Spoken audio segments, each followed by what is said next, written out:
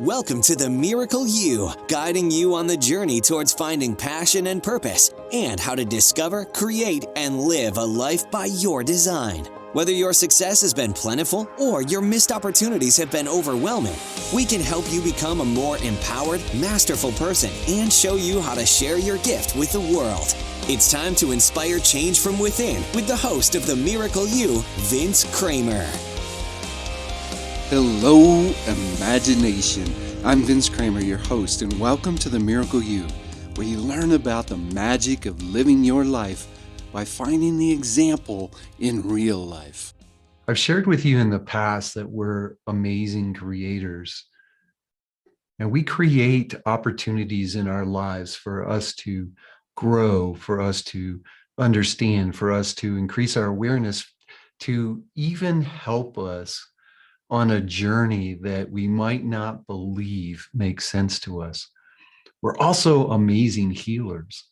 We have the ability to heal ourselves, to put ourselves in a state where we energetically support our body in going back to a healthy state. We can use this ability to create and this ability to heal to move us along a path towards living life in a way that we can support ourselves in the strongest way of living our divine intent, but also to support others on that journey.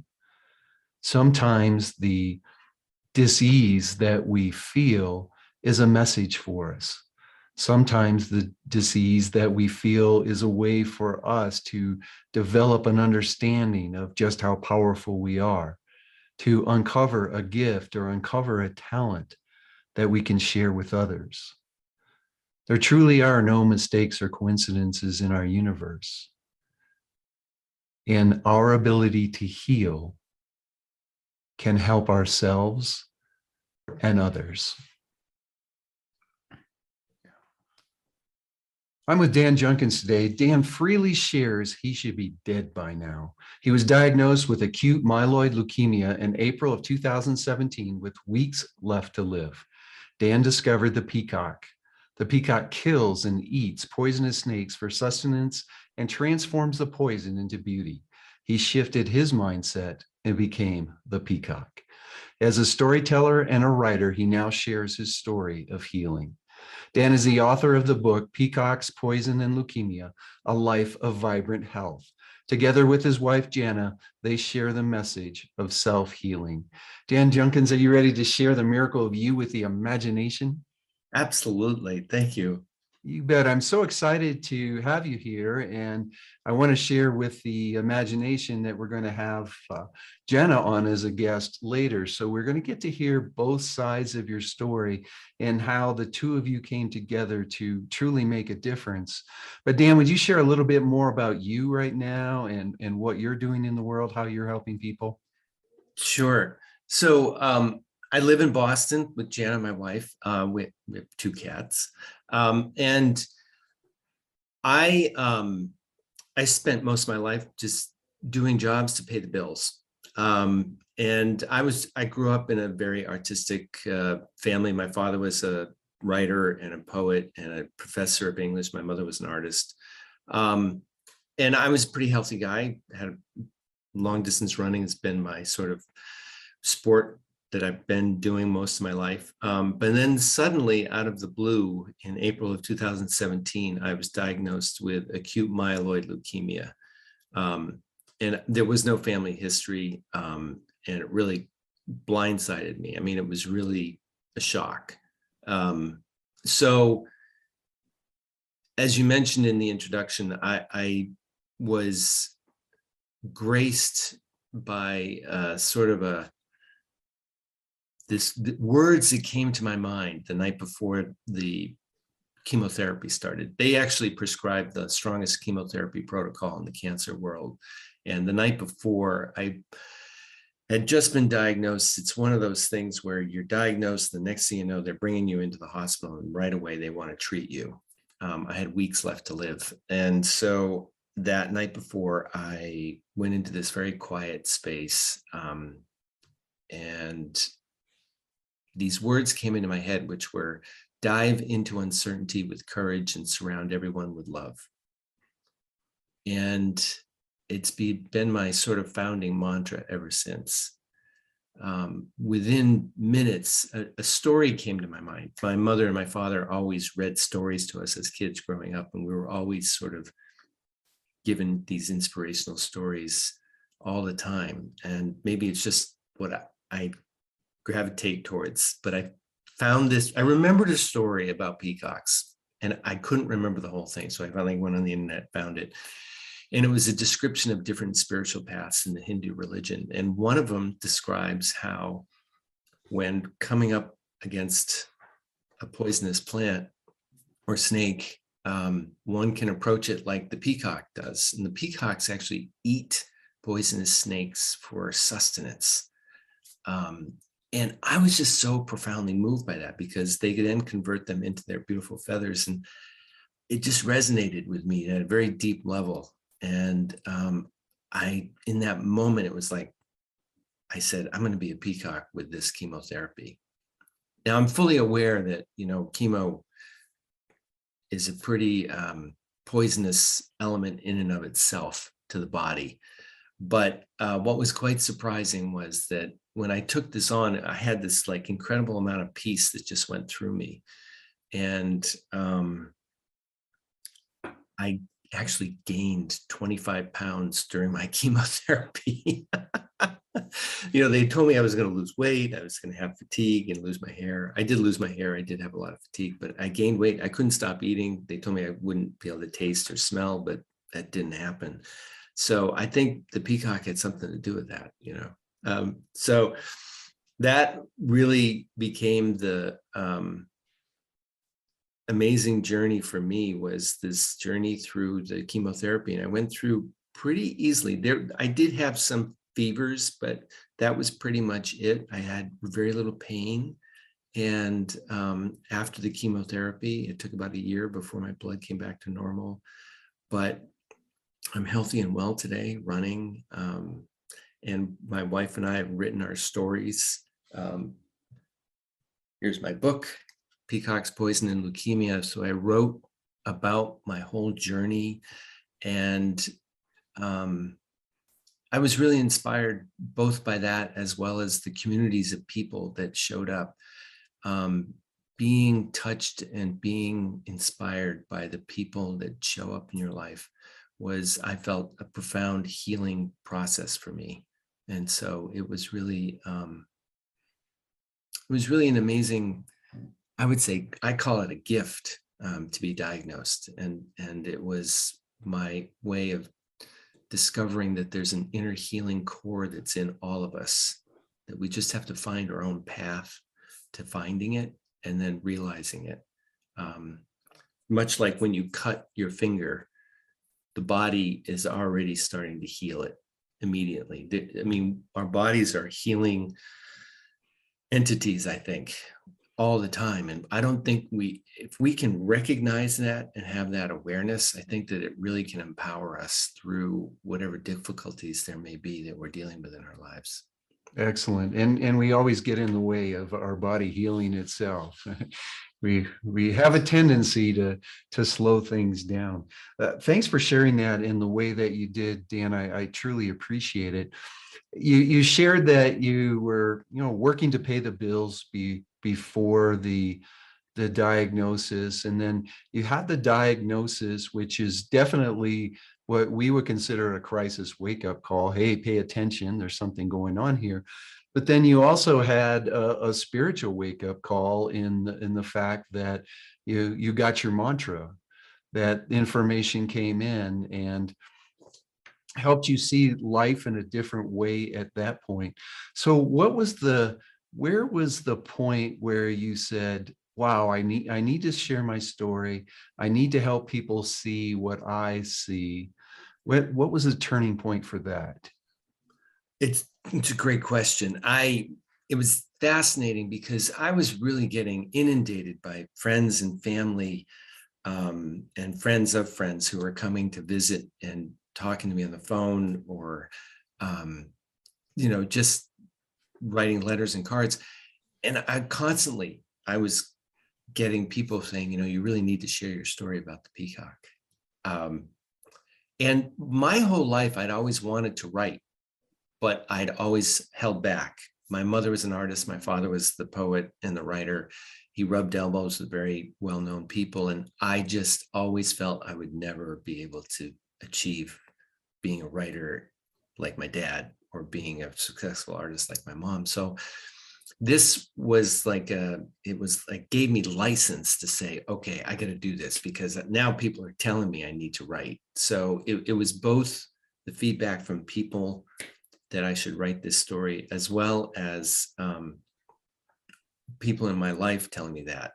I will say that the one thing that I forgot to mention was that the other major inspiration for me with regards to the peacock and the inner healing core is that my wife, Jana, had been diagnosed with multiple sclerosis many years earlier, and she healed herself. So knowing that and having had that experience and lived with her, she was a massive inspiration for me to kind of say, if she can do it, I can do it, So I had to share that as there are three factors: the peacocks, the discovery of the inner healing core, and my wife.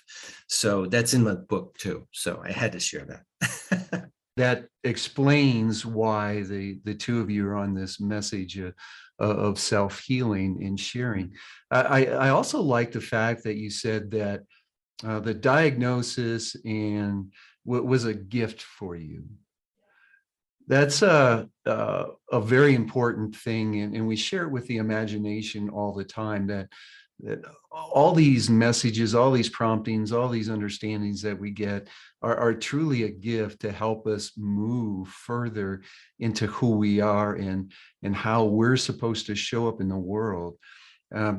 We call at Imagine Miracles, Dan, our purpose is three parts, but the why of our purpose, we call it our divine intent, because we believe that we actually brought it into this world to live. What would you say your purpose is, your mission, your divine intent is? My feeling and the experience of discovering the peacock, and also the gift of being diagnosed with leukemia, I think that for me is that this is really an opportunity for me to share the message that everybody is a healing entity. We are walking, talking, moving, healing entities. So there's a healing core that's in all of us at all times. And that's really my message, is to provide a space of hope and inspiration that others can discover their own path to their own healing. And it doesn't have to be a peacock. I mean, it's maybe something, it could be a matchstick. Who knows what it could be, But I mean, it's really, my interest is that the story will prick that imaginative aspect to our minds that can discover that path to their own healing. So that's really what I'm up to. And so I'm hopeful that I can be creating some online workshops very soon and provide that for people too. Excellent. No mistakes or coincidences in our universe. That's what quantum physics shares with us. And it's very interesting that you and Jana found each other, an opportunity to walk a purpose together. Also, one of the things that we share at Imagine Miracles is that you have your purpose to walk, she has hers, but many times we come together with our partners to have a third purpose to walk that journey also, and quite a gift to help you heal, to help you move from a place of being told you only have weeks to live to going back to a normal life and living life fully. Could you share with us some of the things that you used to help yourself heal? How you got out of the way of your body, what you used to put yourself in the right mindset, how you brought your emotions in to help you in the healing process? That's so great. Yeah, thank you for that question. One is that meditation has been a big part of that way of having the mind sort of get out of our way. So we try and meditate together as much as we can, my wife and I. That's one thing. I would say the other are just some healing practices. One is, if one doesn't like to meditate, other things like just going on a walk, the simple act of finding a quiet space in one's life can be profound, because I feel that when one can be in a relaxed state of mind, we really allow our bodies to sort of communicate to us in ways that we don't normally have access to. So whether that's running, I actually do feel that running is kind of like a meditative aspect to life. That for me has resonated constantly and throughout most of my life. So I would say quiet time. I utilize that through meditation and running. I also try and do a hot bath once or twice a week, or a sauna. My local Y has that. The other part that's really important is community. I always, it was an aspect of part of my chemotherapy where I was calling people I hadn't talked to in decades, old friends that I'm out of communication with. I think it's a beautiful practice for one to take on once or twice a week, to call a friend that you haven't spoken to in a long, long time, and just be open to whatever is available in the conversation, and find I like to say, find the gold in the conversation where you wouldn't normally know where to go or what to say because it's been such a long time. But I think you begin to find that there's these miraculous connections that can occur when you do that. In reaching out to the community of the past and experiencing them, how has that affected you creating or attracting even more community into your life? So I would say that just calling one person can do amazing things. I called one classmate of mine from high school, and the next thing I knew, I actually got 2 visitors from the class of 1980. These are guys I hadn't seen in decades, one of which I didn't know that well, but we knew each other by name. And then the next thing I know is that, I have 110 fellow classmates that literally, they were communicating with everybody about me. And it was just overwhelming, just the love and the support and the words. It's, for me, I was just deeply touched by those expressions, and it constantly happened. I used to work at the Yankee Candle Company back in the 1980s and 1990s. 2 people started talking to me, and the next thing I know, there was like hundreds of people that started communicating from the Yankee Candle Company. So I think it's when you just talk to one person, sometimes a flood can occur of others just sort of coming to you. And I think that it's really about spreading the love. Foundationally, that really was a foundational factor for me, is the recognition of when we can keep connecting to the people that we may have fallen out of communication with for whatever reason, you can sort of rediscover and become incredibly inspired by just that act. And literally, like, unexpected, beautiful surprises can show up. I'll just give you one snippet. Is a classmate of mine who now lives in Japan told me that in Japan, they deal with leukemia quite often, blood cancers often, because of nuclear fallout.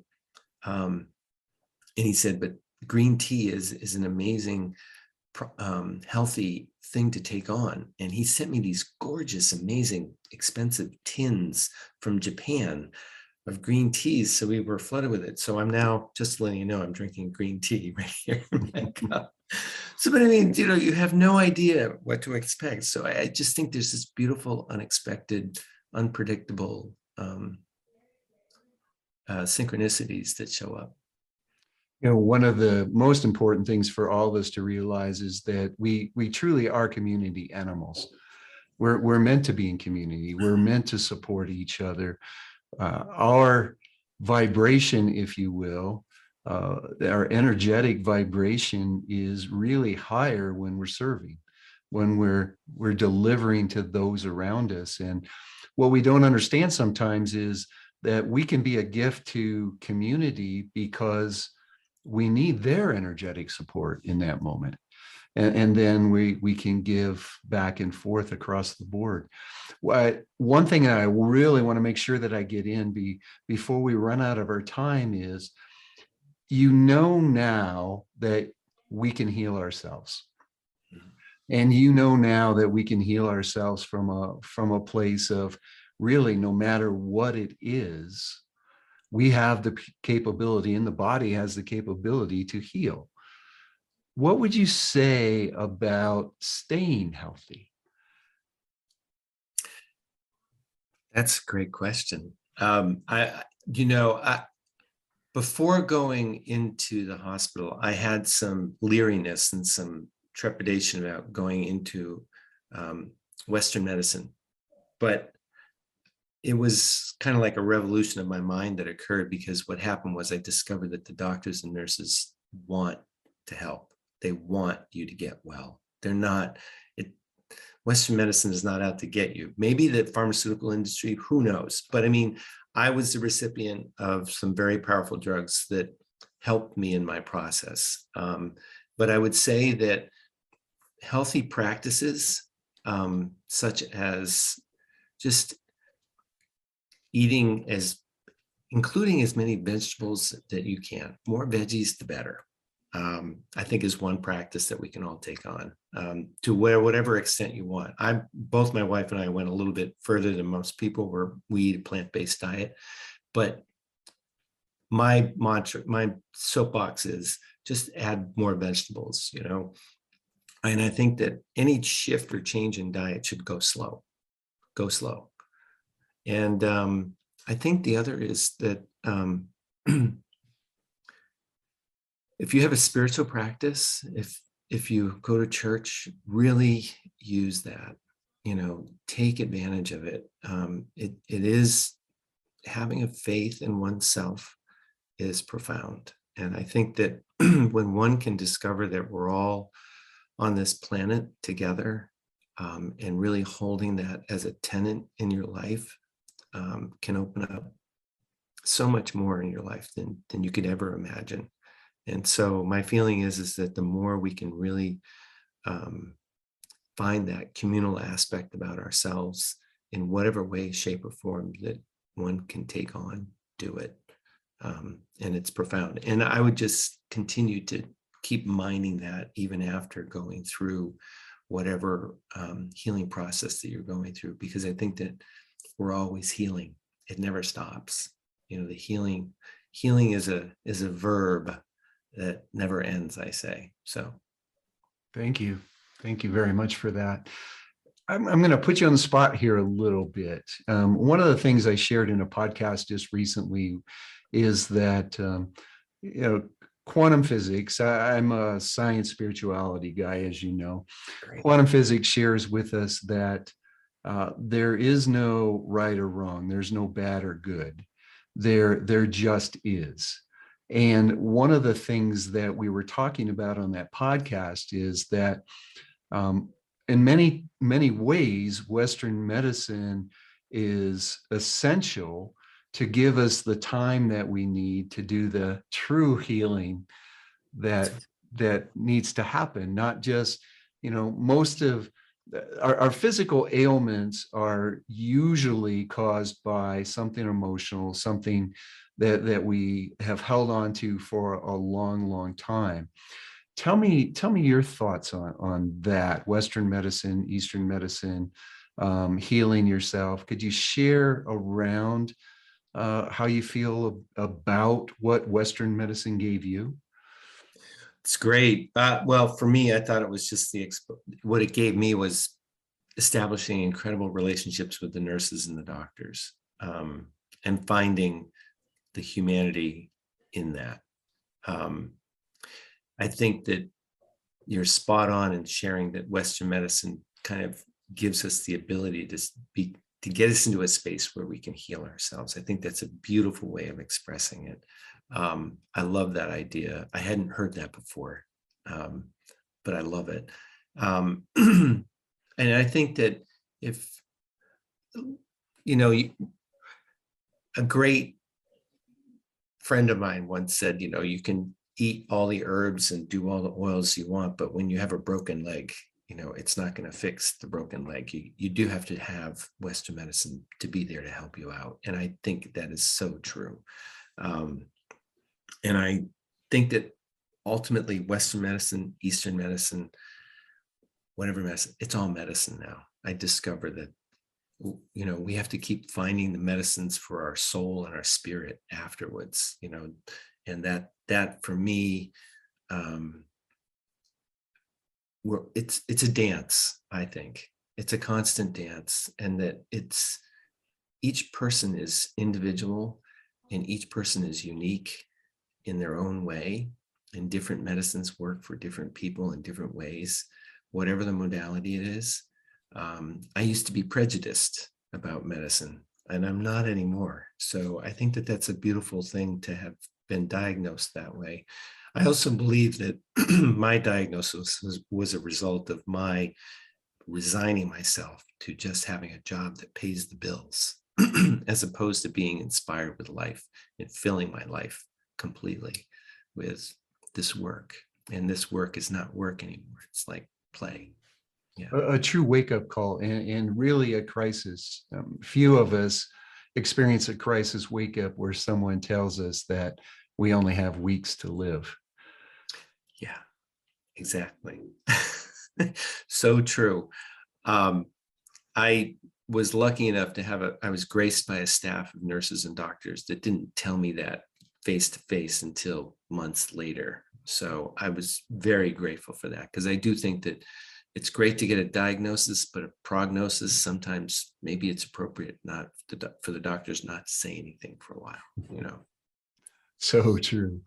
Could you share with us a parting piece of guidance, Dan, something that the imagination can take away from our time together? Yeah, I can give you a quote. Saint John of the Cross, he was an amazing mystic Christian during the time of the Spanish Inquisition, and he was jailed for being a heretic. And during that time, a jailer was kind enough to give him pencil and paper, and he wrote one of the most beautiful poems about humans and love. And I'll just share a small snippet from it, which was, "A generous heart will never care to go part way. It won't be cowed if there is passage somewhere. And with faith soaring like a cloud, it feeds on something I don't know, that one may come on randomly." So that's what I want to give to people, that we never know this life. It's a mystery, but like, if we can embrace it, miracles can show up in so many different ways and shapes and forms. And that's really what I wanted to provide for people. Thank you so much. Could you share with us how people can get in touch with you, get your book, learn more about what you and Jana are doing? Absolutely. You can literally go on to Amazon and just type in the title, Peacock's Poison and Leukemia, A Life of Vibrant Health. You can also reach me by email at dan@danieljunkins.com, or you could just go to my website at danieljunkins.com. We are amazing in so many ways. We have the opportunity to realize that the powers that we have inside ourselves, the connection that we have with universal energy, can do things that we haven't imagined. We've been told so many different rules that we tend to follow, and it's time for each and every one of us to start following our rules. And that's what Dan was sharing with us today, to find who you are, to live it fully, and to realize that you have the capability to heal yourself. Dan Junkins, thank you so much for joining us today. We appreciate what you're doing in the world. We appreciate your kind heart because it's so obvious that you have one. And thank you for sharing the importance of love with us today. You're very welcome. And I feel like a kind heart, it takes one to know one. So thank you. Thank you so much. On behalf of my wife, Mary, who's also my business partner, the entire team here at Imagine Miracles, we want to wish each and every one of you a miracle day. You've completed this episode of The Miracle You, but we have plenty more to help you discover your own personal passion and purpose. Head over to themiracleyou.com for free resources to assist you on your journey, as well as register for our free webinar, Discover Your Miracle Life, 3 Mind Awakening Steps Toward Your Unique Purpose, or apply for a one-on-one Your Life, Your Way breakthrough session and discover your next best step on your journey. All available exclusively on our website. That's themiracleyou.com. We look forward to sharing more experiences of passion, purpose, and life by design next time, right here on The Miracle You.